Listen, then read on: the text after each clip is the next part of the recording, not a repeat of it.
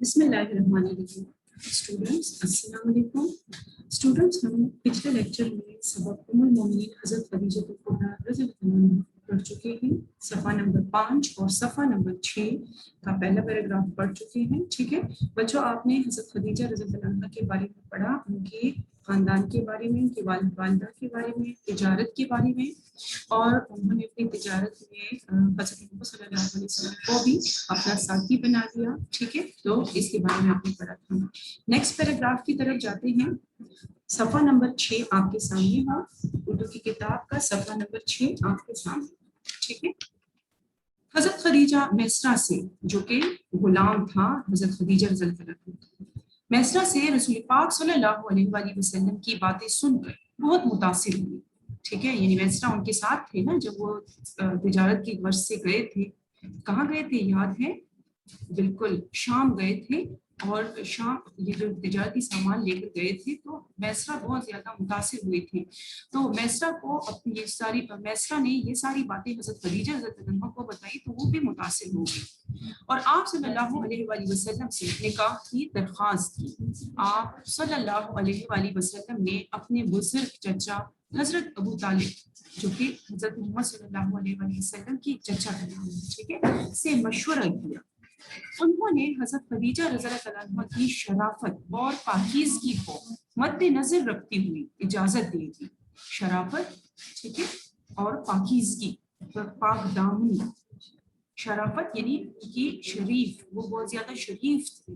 ٹھیک ہے, اور پاکیزگی یعنی پاک دامنی کو مد نظر رکھتی ہوئی, یعنی سامنے رکھتی ہوئی اجازت دے دی. کس چیز کی؟ یعنی نکاح کرنے کی اجازت. ٹھیک ہے, چونکہ حضرت محمد صلی اللہ علیہ وسلم کے بڑے اس وقت کون تھے؟ بزرگ چچا جو تھے, وہ ان کی سرپرستی کر رہے تھے, تو ان سے مشورہ لیا, جس کی وجہ سے حضرت ابو طالب نے ان کو یہ مشورہ دیا کہ آپ حضرت خدیجہ رضی اللہ عنہا سے نکاح کر سکتے ہیں. ٹھیک ہے, چونکہ وہ بھی طاہرہ اور سیدہ کے القابات سے مشہور تھی. ٹھیک ہے, اچھا جی, انہوں نے حضرت خدیجہ رضی اللہ عنہا کی شرافت اور پاکیزگی کو مد نظر رکھتی ہوئی اجازت دے دی. چنانچہ رسول پاک صلی اللہ علیہ وآلہ وسلم نے ان سے نکاح کر لیا. اس خوشی کے موقع پر حضرت خدیجہ رضی اللہ عنہا نے اپنے تمام غلاموں کو آزاد کر دیا. نکاح کے وقت حضرت محمد صلی اللہ علیہ وآلہ وسلم کی عمر 25 سال اور حضرت خدیجہ رضی اللہ عنہا کی عمر 40 سال تھی. ٹھیک ہے, یہ آپ پہلے بھی پڑھ چکے ہیں. اس پیراگراف میں اسٹوڈنٹس آپ نے کیا پڑھا؟ یعنی حضرت محمد صلی اللہ علیہ وآلہ وسلم کی حضرت خدیجہ رضی اللہ عنہا سے جب نکاح, یعنی ان کی نکاح کے بارے میں ہے. ٹھیک ہے, جب حضرت محمد صلی اللہ علیہ وآلہ وسلم سے حضرت خدیجہ رضی اللہ عنہا بہت متاثر ہو گئی, تو انہوں نے نکاح کا پیغام بھجوا دیا, جس کو حضرت محمد صلی اللہ علیہ وسلم نے قبول کر دیا اور انہوں نے نکاح کر دیا. نکاح کے وقت دونوں کی عمریں کتنی, یعنی حضرت محمد صلی اللہ علیہ وسلم کی عمر مبارک کتنی تھی؟ جی 50.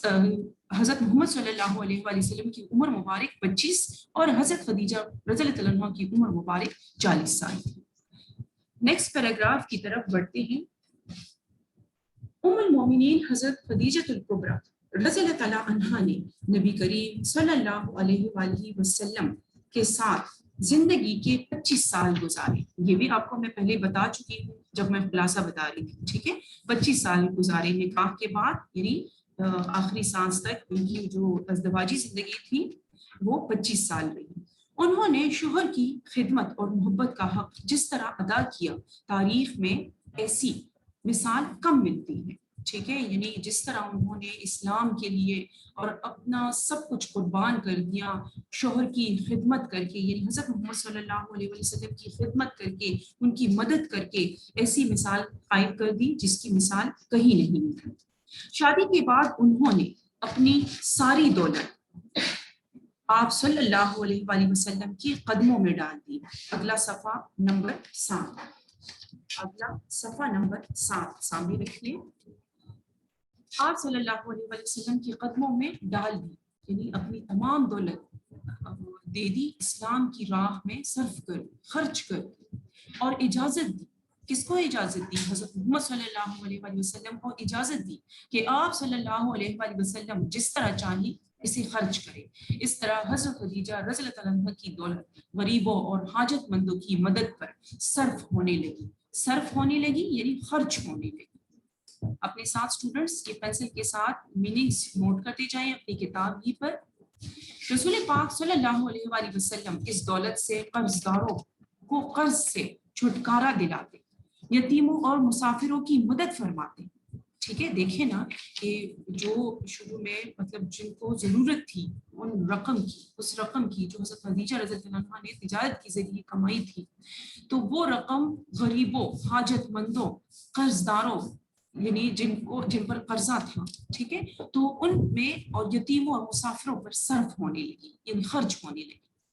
اس پیراگراف میں آپ نے کیا پڑھا, ایک دفعہ دیکھ لیتے ہیں ایک نظر کہ اس پیراگراف میں جو صفحہ نمبر 6 اور 7 پر ہے کہ اس میں حضرت خدیجہ رضی اللہ عنہا نے ان کے نکاح کے بعد ان کی کتنی سال ان کے ساتھ یعنی حضرت محمد صلی اللہ علیہ وسلم کی ازواجی کے ساتھ ازدواجی زندگی گزاری, تو وہ 25 سال تھی, آپ نے یہ پڑھا. ٹھیک ہے, اس کے بعد پھر حضرت خدیجہ رضی اللہ عنہا کی قربانی کا ذکر ہے کہ انہوں نے اپنی تمام دولت حضرت محمد صلی اللہ علیہ وسلم کو دے دی دین اسلام, یعنی اسلام دین کے فروغ کے لیے. ٹھیک ہے, یعنی مسلمانوں کو جن مسائل کا سامنا کرنا پڑ رہا تھا تو ان مسائل کو حل کرنے کے لیے اپنی تمام دولت ان پر یعنی مسلمانوں پر صرف کر. اگلے پیراگراف کی طرف بڑھتے ہیں جو کہ صفحہ نمبر 7 ہی پر ہے.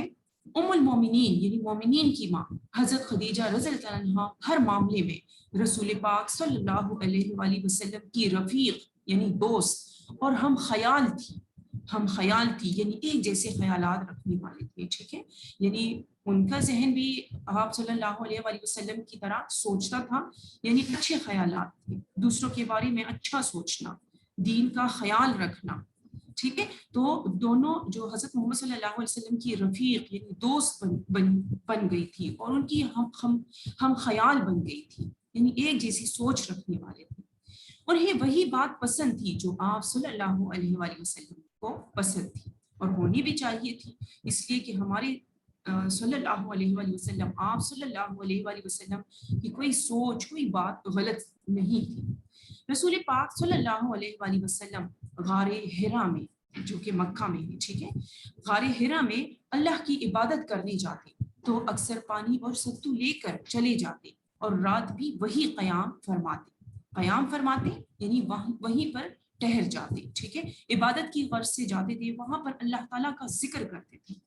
ٹھیک ہے, تو اپنے ساتھ یہی عام خوراک یعنی پانی اور ستو کسے کہتے ہیں, بھنے ہوئے اناج کا آٹا.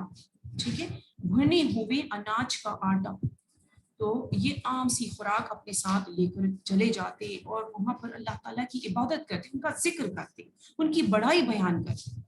ٹھیک ہے, تو اپنے ساتھ یہ عام خوراک لے کر جاتے اور وہیں پر قیام کرتے, ٹہر جاتے. ٹھیک ہے, رات کو بھی وہیں پر قیام کر کے اللہ تعالیٰ کا ذکر کرتے. حضرت خدیجہ رضی اللہ عنہا وہاں بھی آپ صلی اللہ علیہ وآلہ وسلم کے آرام کا خیال رکھتی, یا تو آپ صلی اللہ علیہ وآلہ وسلم کو بلوا لیتی یا کھانے پینے کا سامان وہیں بھیج دیتی. اسی زمانے میں آن حضرت صلی اللہ علیہ وآلہ وسلم کو سچے خواب نظر آنے لگے. آپ صلی اللہ علیہ وآلہ وسلم حضرت خدیجہ رضی اللہ عنہ کو بتاتے تو وہ فوراً یقین کر لیتی, یعنی جو خواب بھی وہ آپ صلی اللہ علیہ وآلہ وسلم کو نظر آتے تھے تو وہ دوسرے دن وہی کام ہو جاتا تھا, یعنی جو کام فیوچر میں یعنی مستقبل میں ہونے والا ہوتا تھا تو وہ حضرت محمد صلی اللہ علیہ وسلم کو پہلے خواب میں وہ کام وہ چیزیں دکھائی دیتی تھی. ٹھیک ہے, یا اس کے اشارے مل جاتے تھے. آپ صلی اللہ علیہ وآلہ وسلم نے حضرت خدیجہ رضی اللہ عنہ کو بتاتے, آپ صلی اللہ علیہ وآلہ وسلم یعنی وہ خواب حضرت خدیجہ رضی اللہ عنہ کو بتاتے تو وہ فوراً یقین کر لیتی, چونکہ وہ یقین کرنے کے لائق تھے. ٹھیک ہے, یعنی ان کی بات کوئی ایسی نہیں تھی کہ وہ جھوٹی ہو جو یقین کرنے کے لائق نہ ہو. ٹھیک ہے, اگلے پیراگراف کی طرف بڑھتے ہیں. رسول پاک صلی اللہ علیہ وآلہ وسلم کی عمر 40 برس ہوئی تو اس غار میں, کس غار کی بات ہو رہی ہے, اس سے پہلے پیراگراف میں ہم نے کیا پڑھا, غار حرا. ٹھیک ہے, تو اس غار میں اللہ کی طرف سے جبرائیل علیہ السلام آپ صلی اللہ علیہ وآلہ وسلم کے پاس آئے. کون ہے جبرائیل علیہ السلام؟ جی بالکل, ایک فرشتے کا نام ہے جو کیا کرتے ہیں, جن کا کیا کام ہے, آپ نے چھوٹی کلاسز میں پڑھا بھی ہے کہ یہ اللہ کا پیغام وحی کے ذریعے پیغمبروں تک لاتے. ٹھیک ہے. جبرائیل علیہ السلام کی آپ صلی اللہ علیہ وآلہ وسلم کے پاس آئے اور آپ صلی اللہ علیہ وآلہ وسلم کو نبوت کی بشارت دی, نبی بننے کی خوشخبری سنائی. بشارت خوشخبری کو کہتے ہیں. اللہ کا پیغام سن کر آپ صلی اللہ علیہ وآلہ وسلم کے دل کی عجیب حالت ہو گئی, یعنی ان کی کیفیت جو ہے وہ بدل گئی کہ اللہ جو ہے اپنا پیغام لے کر, یعنی جبرائیل علیہ السلام کے ذریعے اپنا پیغام لے کر بھجوایا ہے, جو پیغام بھجوایا ہے تو اس سے آپ صلی اللہ علیہ وآلہ وسلم کی حالت بہت عجیب ہو گئی, ان پر لرزہ طاری ہو گیا. اسی اضطراب یعنی بے چینی, اضطراب کس طرح پروناؤنس کرتے ہیں, اضطراب, اضطراب کا مطلب بھی لکھ لیں پینسل کے ساتھ, بے چینی. اسی اضطراب کی حالت میں آپ صلی اللہ علیہ وآلہ وسلم گھر تشریف لے گئی. ان پر کپ کپی طاری ہو گئی, پسینے آ گئے, یعنی ڈر لگ رہا تھا, عجیب سی کیفیت تھی. گھر پہنچ کر آپ صلی اللہ علیہ وآلہ وسلم لیٹ گئی, چارپائی پر لیٹ گئی اور حضرت خدیجہ رضی اللہ عنہا سے فرمایا کہ مجھے چادر اوڑھا دو یعنی اوپر ڈال دو. آپ صلی اللہ علیہ وآلہ وسلم بہت دیر تک خاموش لیٹے رہے. ٹھیک ہے. جب سکون ہوا تو آپ صلی اللہ علیہ وآلہ وسلم نے حضرت خدیجہ رضی اللہ عنہا کو غار حرا کا واقعہ سنایا. کون سا واقعہ؟ اس طرح کی نا کہ حضرت جبرائیل علیہ السلام حاضر ہوئے اور اللہ کا پیغام سنایا. انہوں نے آپ صلی اللہ علیہ وآلہ وسلم کو تسلی دی اور کہا اے محمد صلی اللہ علیہ وآلہ وسلم, آپ صلی اللہ علیہ وآلہ وسلم صادق ہیں, امین ہیں, عزیز و اقارب پر شفقت فرماتے ہیں, یتیموں اور بیواؤں کی خبرگیری کرتے ہیں. خبرگیری کرتے ہیں یعنی مدد کرتے ہیں. بے کسوں یعنی محتاجوں, اس کے معنی بھی لکھتے جائیں ساتھ ساتھ, بے کسوں محتاجوں اور مصیبت زدہ. بے کسوں یعنی محتاجوں, مصیبت زدہ, جن کو کوئی مصیبت پیش آئی ہوئی ہوتی ہے. لوگوں کے ساتھ ہمدردی کا سلوک کرتے ہیں. ہمدردی اچھائی, اچھا سلوک. کسی کا دل نہیں دکھاتے یعنی دل خفا نہیں کرتے, کسی کو خفا نہیں کرتے. خدا کی قسم ایسے نیک بندے کو اللہ تعالیٰ کبھی تنہا نہیں چھوڑے گا. یہ کس کی بات ہے, کون یہ باتیں کر رہا ہے؟ حضرت خدیجہ رضی اللہ عنہا آپ صلی اللہ علیہ وآلہ وسلم کو تسلی دیتی تھی کہ آپ تو ایسے انسان ہیں کہ آپ عزیز و اقارب یعنی رشتہ داروں کی ان پر مہربانی فرماتے ہیں, شفقت فرماتے ہیں یعنی مہربانی فرماتے ہیں. آپ تو پرائے لوگوں جو یتیم ہوتے ہیں, بیوہ جن کے شوہر وفات پا گئے ہوتے ہیں, ان کی خبرگیری کرتے ہیں یعنی ان کی مدد کرتے ہیں, ان کا پوچھتے ہیں, ان کا حال احوال پوچھتے ہیں اور ان کی مدد کرتے ہیں. بے کسوں یعنی محتاجوں اور مصیبت زدہ لوگوں کے ساتھ ہمدردی یعنی اچھا سلوک کرتے ہیں. کسی کا دل نہیں دکھاتے یعنی کسی کو خفا نہیں کرتے, کسی کو دکھ نہیں دیتے. تو حضرت خدیجہ نے اللہ کی قسم کھا کر کہا ہے کہ اللہ تعالیٰ کبھی بھی ایسے بندے کو تنہا نہیں چھوڑے گا. اسٹوڈنٹس یقیناً آپ کو اس پیراگراف کی سمجھ آ گئی ہوگی. صفحہ نمبر 8 کی طرف بڑھتے ہیں. پہلی وحی کے بعد جب کافی مدت تک, اگلے پیج یعنی صفحہ نمبر 8 کی طرف ہم بڑھتے ہیں. پہلی وحی کے بعد جب کافی مدت تک حضرت جبرائیل علیہ السلام تشریف نہ لائے. ٹھیک ہے, وحی کسے کہتے ہیں اس کے معنی بھی لکھ لیں. اللہ کے احکام جو نبیوں پر اترتے ہیں, اللہ کے احکام, ان کی باتیں, ان کی احکامات جو نبیوں پر اترتے ہیں. پہلی وحی کے بعد جب کافی مدت یعنی عرصہ, عین رے سواد ہے, پہلی وحی کے بعد جب کافی مدت تک حضرت جبرائیل علیہ السلام تشریف نہ لائے. اچھا, پہلی وحی سورہ علق کی آیات تھی. ٹھیک ہے, یہ بھی میں آپ کو بتا دوں, سورہ علق کی آیات, اقرا بسم ربک الذی خلق, یہ والی آیات اتری تھی. ٹھیک ہے, پہلی وحی کے بعد جب کافی مدت تک حضرت جبرائیل علیہ السلام تشریف نہ لائے تو آپ صلی اللہ علیہ وآلہ وسلم فکر مند یعنی پریشان ہوئے. حضرت خدیجہ آپ صلی اللہ علیہ وآلہ وسلم کو تسلی دیتی تھی اور کہتی تھی آپ صلی اللہ علیہ وآلہ وسلم اطمینان رکھیے یعنی تسلی رکھیے. اللہ تعالیٰ ایسے نیک بندوں کو کبھی شرمسار یعنی شرمندہ نہ کرے گا۔ کچھ دنوں بعد یہ کس نے کہا تھا؟ حضرت خدیجہ رضی اللہ عنہا نے آپ صلی اللہ علیہ وسلم کی جب یہ حالت دیکھی تھی کہ کافی مدت کے بعد بھی ان پر دوسری وحی نازل نہیں ہوئی تھی، حضرت جبرائیل علیہ السلام تشریف نہیں لائے تھے، تو حضرت خدیجہ رضی اللہ عنہا نے ان کی ڈھارس بندائی، یعنی ان کو تسلی دی اور یہ کہا، یہ فرمایا کہ آپ صلی اللہ علیہ وآلہ وسلم اطمینان رکھیے، تسلی رکھیے، آپ اللہ تعالیٰ ایسے بندوں، ایسے نیک بندوں کو کبھی شرمندہ یعنی شرمسار نہیں کرے گا۔ کچھ دنوں بعد رسول پاک صلی اللہ علیہ وآلہ وسلم پر وحی نازل ہوئی اور آپ صلی اللہ علیہ وآلہ وسلم نے اسلام کی تبلیغ شروع کر دی۔ تبلیغ کا کیا مطلب ہے؟ اس کے معنی بھی لکھ لیں، اللہ تعالیٰ کا حکم پہنچانا۔ تبلیغ اللہ کا حکم پہنچانا۔ اس سلسلے میں آپ صلی اللہ علیہ وآلہ وسلم کو بہت زیادہ مشکلات کا سامنا کرنا پڑا۔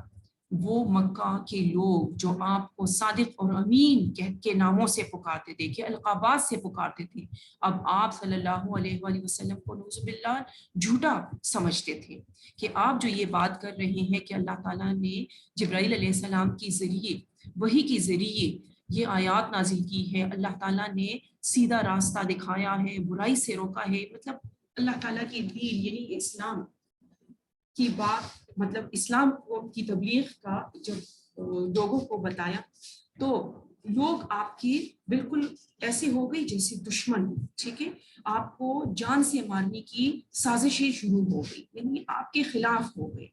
حضرت خدیجہ رضی اللہ عنہا ایثار و قربانی، استقامت اور استقلال کی مجسم تصویر تھی۔ یہ معنی بھی ساتھ ساتھ لیتے جائیں۔ ایثار قربانی، اس کا مطلب ہے قربانی، اور قربانی کا مطلب دوسروں پر جان نچھاور کرنا، ٹھیک ہے۔ استقامت مضبوطی، استقلال مستقل مزاجی کی مجسم تصویر تھی، یعنی ایک مضبوط تصویر تھی۔ انہوں نے ہر مشکل وقت میں رسول پاک صلی اللہ علیہ وآلہ وسلم کی ڈھارس بندائی، یعنی ان کا حوصلہ، ان کو حوصلہ دیا۔ قریش کے مظالم کے دور میں، یعنی ان کے اس وقت یعنی جب قریش کے مظالم بہت زیادہ بڑھ گئی، تو اس دور میں حضرت خدیجہ رضی اللہ عنہا نے مثالی کردار ادا کیا، یعنی ایسا کردار ادا کیا کہ حضرت خدیجہ رضی اللہ عنہا حضرت محمد صلی اللہ علیہ وسلم کے ساتھ ڈٹی رہی، ان کے ساتھ مقابلہ کیا، کفار کے خلاف، مشرکین کے خلاف۔ کافروں کی طرف سے آپ صلی اللہ علیہ وآلہ وسلم کو دکھ پہنچتا اور آپ صلی اللہ علیہ وآلہ وسلم رنجیدہ ہوتے، وہ یعنی غمگین ہوتے، رنجیدہ کا مطلب غمگین ہوتے۔ تو حضرت خدیجہ رضی اللہ عنہا فرماتی، کیا فرماتی تھی؟ یا رسول اللہ، آپ صلی اللہ علیہ وآلہ وسلم آزردہ کیوں ہوتے ہیں؟ بھلا کوئی ایسا رسول بھی آیا ہے جس نے تکلیفیں نہ برداشت کی ہوں؟ ان کی ایسی ہی محبت بھری الفاظ سے آپ صلی اللہ علیہ وآلہ وسلم کو حوصلہ ملتا، یعنی ہمت ان کی بن جاتی تھی۔ رسول پاک صلی اللہ علیہ وآلہ وسلم فرماتے، جب بھی میں کافروں کی توہین آمیز باتیں سنتا تو مجھے بہت دکھ ہوتا۔ توہین آمیز یعنی ذلت والی۔ نیکسٹ پیراگراف، جو چھوٹا سا پیراگراف ہے 3 لائنز والا، تو مجھے بہت دکھ ہوتا، میں اس کا ذکر خدیجہ رضی اللہ عنہا سے کرتا، وہ ہمت بڑھاتی، یعنی حوصلہ دیتی، حوصلہ بڑھاتی، ہمت دیتی، میرے ساتھ محبت سے پیش آتی، اس رویے سے مجھے بہت تسکین یعنی آرام ہوتی۔ اسٹوڈنٹس، ہم نے صفحہ نمبر 8 تک جتنے بھی پڑھائی ہم نے کر لی، یہ آپ کا ہوم ورک ہے کہ آپ نے اس کو بغور پڑھنا ہے، اس لیے کہ اگلے جو مشق میں کوسچن آنسرز آ رہے ہیں شارٹ اور لانگ، اسی سبق ہی سے آئے ہیں، ٹھیک ہے۔ آپ نے بغور اس کی پڑھائی کرنی ہے، اور کل انشاءاللہ یہ جو 2 پیراگراف ہے یہ میں پڑھا کر آپ کو مشق کی لکھائی کرواؤں گی، ٹھیک ہے۔ Thank you students.